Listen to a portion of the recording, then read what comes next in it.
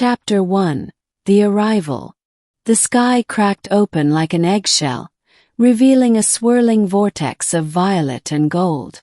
I stood frozen in the middle of the abandoned highway. My bike toppled beside me as the massive obsidian ship descended. It was sleek, ominous, and utterly alien. Nothing like the crude, blocky vessels humans had imagined in their sci-fi films. A beam of light shot down, and before I could react, I was lifted into the air, my stomach lurching as I was pulled into the ship. The last thing I saw before blacking out was the earth shrinking below me. When I awoke, I was in a vast chamber, its walls pulsing with bioluminescent veins. The air was thick with an unfamiliar scent, something metallic yet floral. And then she appeared. Taller than any human, her skin shimmered like liquid silver, her elongated eyes glowing an eerie amethyst. A crown of crystalline spines adorned her head, shifting colors with her emotions. Her presence was overwhelming, an aura of power and regality that made my knees weak.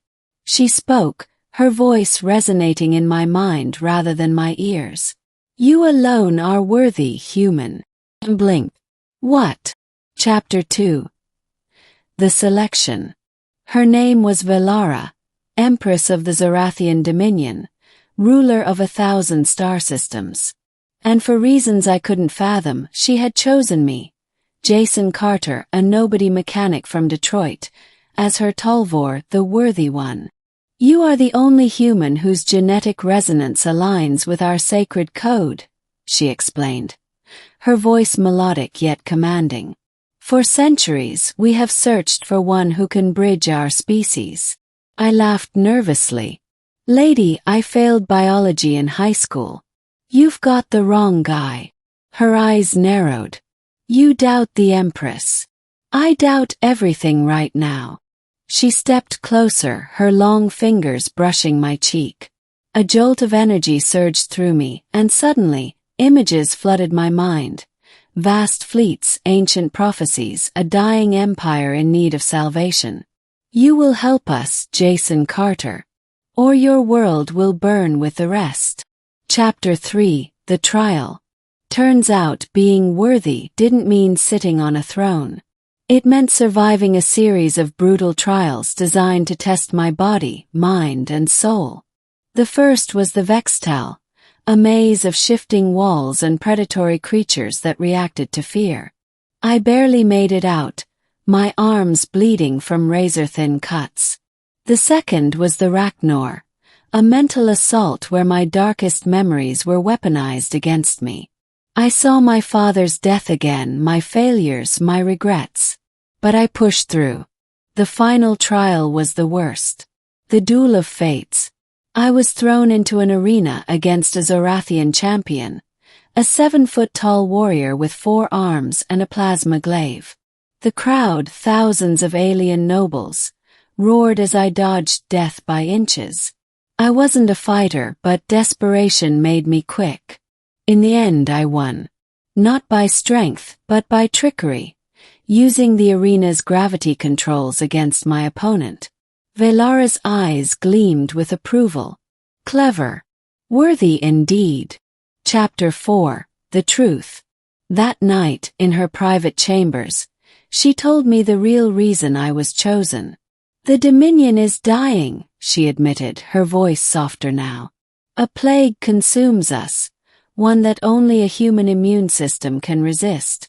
But more than that, our people have grown stagnant. We need new blood, new fire." She looked at me, and for the first time I saw vulnerability in her alien gaze. "You are that fire, Jason." I didn't know what to say. I was just a guy who fixed cars. But looking at her, at the weight of empires in her eyes, I made a choice. "All right, we'll help. But Earth stays safe. No invasions, no experiments. Deal?" She inclined her head. "Deal." Chapter 5. The Coronation. The ceremony was unlike anything I'd ever seen. Robed figures chanted in a language that vibrated in my bones as I was clad in armor fused with my skin, a living metal that responded to my thoughts.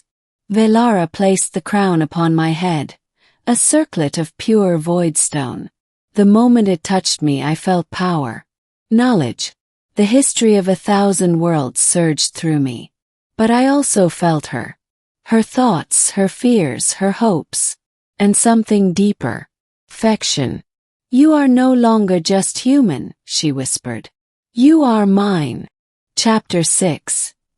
The ending. Years later, the Dominion thrived.